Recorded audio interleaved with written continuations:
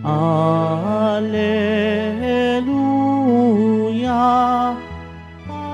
Alleluia, Alleluia,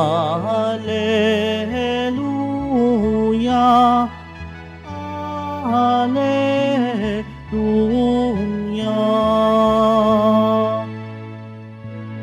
Kayong mabigat ang pasan, ay kay Jesus maglapitan, upang kayo'y masiyahan. Alleluia,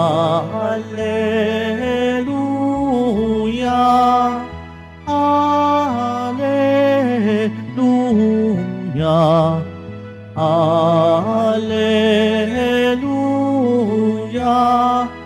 Alleluia.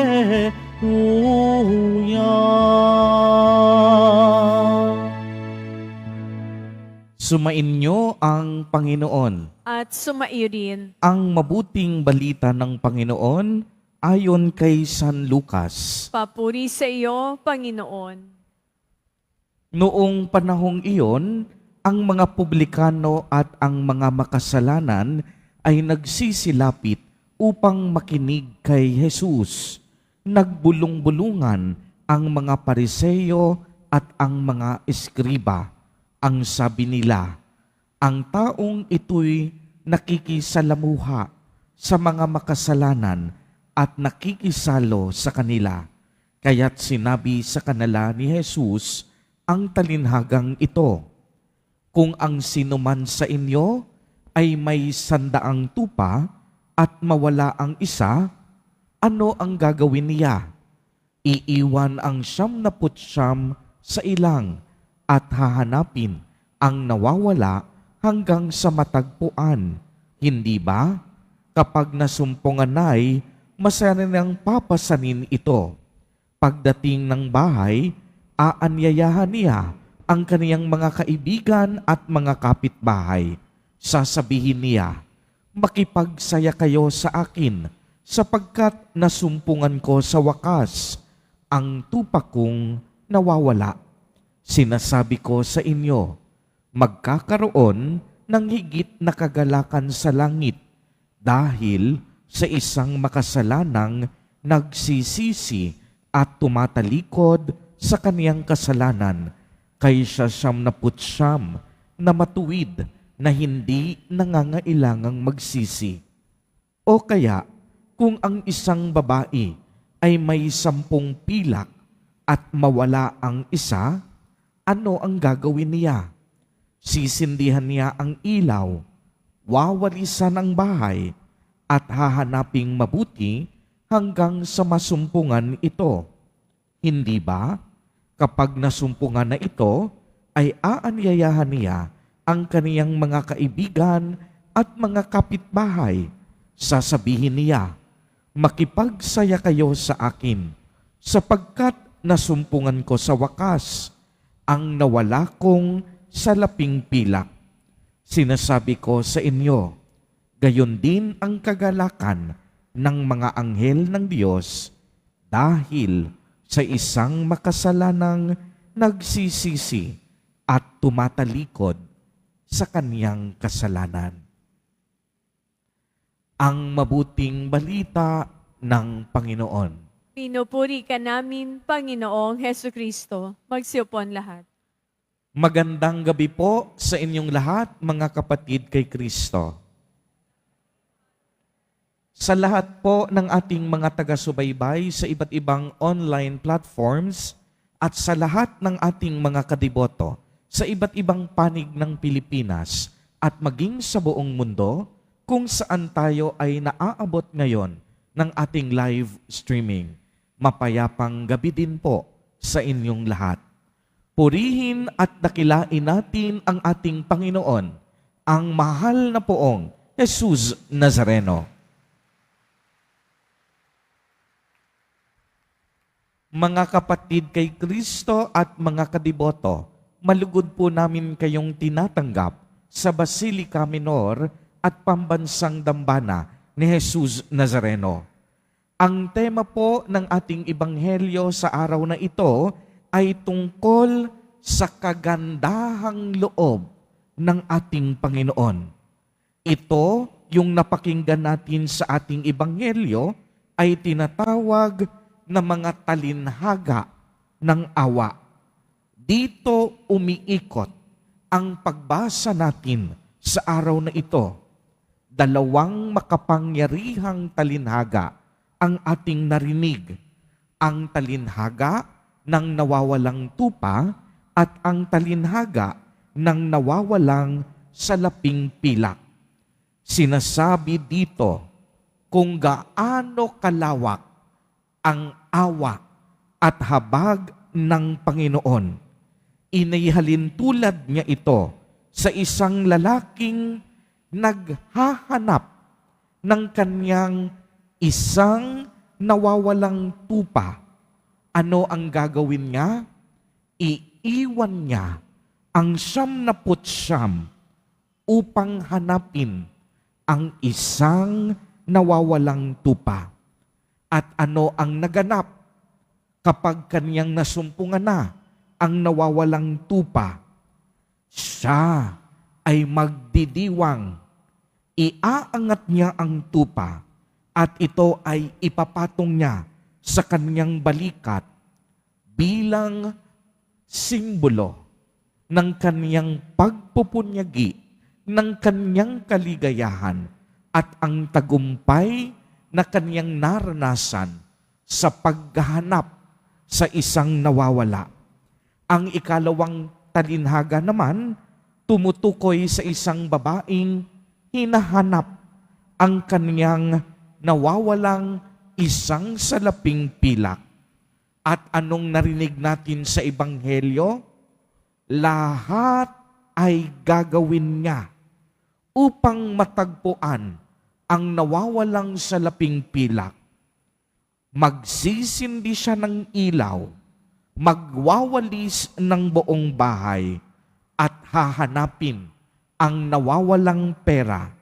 At kapag nahanap niya na ito, siya ay magdidiwang kasama ng kanyang kaibigan.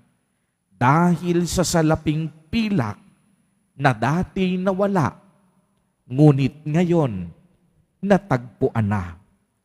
Mga kapatid kay Kristo, kung ang mga tupa, kung ang mga pilak ay pinahahalagahan at hinahanap kapag nawawala, tayo pa kayang mga anak ng Diyos ang hindi niya hanapin sa tuwing tayo ay naliligaw ng landas? Anong ibig sabihin nito? Isa sa paraan ng pagmamahal ng Diyos ay paghahanap. Uulitin ko po, isang pamamaraan ng pagmamahal ng Diyos ay paghahanap. Hinahanap tayong lahat ng Diyos sapagkat mahal niya tayo. Hinahanap tayo ni Jesus Nazareno dahil nais niyang manumbalik tayo sa tamang landas. Hinahanap ni Jesus Nazareno ang bawat naliligaw sa atin dahil ang nais niya mapabuti tayong lahat. Uulitin ko, bakit ito kailangang gawin ng Diyos? Dahil mahal na mahal tayo ng Diyos. Kaya nga kahit na po tayo ay makasalanan, kahit na tayo ay patuloy na nagkakasala, kahit minsan nabubuhay tayo sa kadiliman at putik ng kasalanan, hahanapin tayo ng Diyos. Hahanapin tayo ng Diyos para manumbalik tayo sa landas ng kabutihan at kabanalan. At alam nyo, kagaya ng mga tao sa Ebanghelyo, hindi titigil ang Diyos hanggat hindi Kanya nasusumpungan. Nananabik ang Diyos upang ikaw ay muli niyang mayakap, upang ikaw ay muli niyang mahagkan, at upang madamo mo ang init ng kaniyang pagmamahal. Mga kapatid kay Kristo, kung tutuusin, hindi na ito kailangang gawin ng Diyos. Subalit dahil totoo ang pag-ibig ng Diyos, ang bawat isa sa atin mahalaga. Ang bawat isa sa atin importante sa Kanya. Kaya kung sa palagay mo, wala kang silbi sa lipunan na ito, kung sa palagay mo, wala kang tinig sa simbahan, wala kang silbi sa ating bansa, hindi yan totoo. Sapagkat sa mata ng Diyos, ikaw ay mahalaga. Hahanapin at hahanapin ka ng Diyos saang sulok ka man magtago. Pipilitin ng Diyos na masumpungan ka upang ikaw ay Kanyang pagalingin. Pipilitin ng Diyos na matagpuan ka upang ikaw ay iligtas niya sa lahat ng masama at panganib. Sa mga sandaling ito, tayong lahat ay tinipon ni Jesus Nazareno dahil natagpuan niya tayo. At sa araw na ito, walang ibang hangad ang ating Panginoon kung hindi ikaw ay gumaling. Uulitin ko, sa mga sandaling ito, walang ibang hangad sa Jesus Nazareno kung hindi ikaw ay gumaling at maramdaman mo ang init ng Kaniyang pagmamahal. Sa araw na ito, sa mga sandaling ito, ramdam na ramdam natin ang pag-ibig sa atin ni Jesus Nazareno. Dahil ang araw na ito, inilaan niya upang ang bawat isa sa atin makasumpong ng kagalingang nagmumula sa Kanyang banal na kapangyarihan. Kaya maaari bang pumalakpak ang mga kadibotong? Ngayon pa lamang, naniniwala na silang pinagaling na sila ng ating Panginoon. Amen po ba? Kung sino mang naniniwalang gumaling na sa mga sandaling ito, pumalakpak ng mas malakas.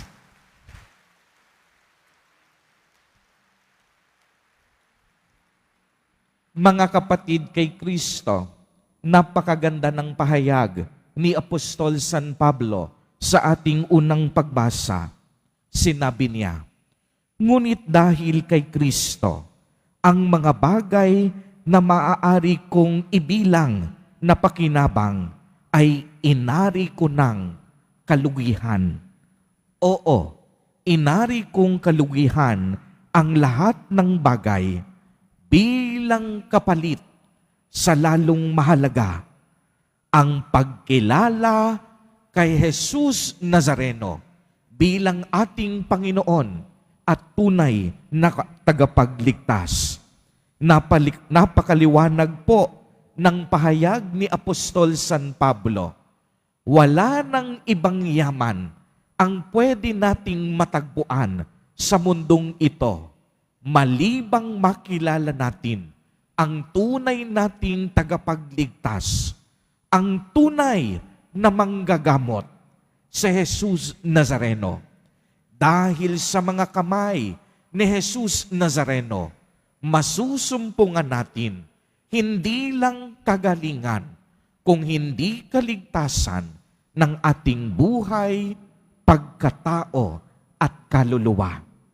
Ito ang nais niya sa atin. Hindi lang basta gumaling tayo sa ating mga sakit, kung hindi tayo ay makibahagi sa kanyang walang hanggang pagpapala na dumadaloy sa kalangitan at paraiso ng Ama. Hangad ni Jesus Nazareno ang ating kagalingan at kaligtasan. Kaya ang hamon sa atin sa mga sandaling ito, tanggapin, paniwalaan, at sumampalataya tayo kay Jesus Nazareno bilang ating tunay na Panginoon, tagapagligtas, at higit sa lahat, mabuting manggagamot.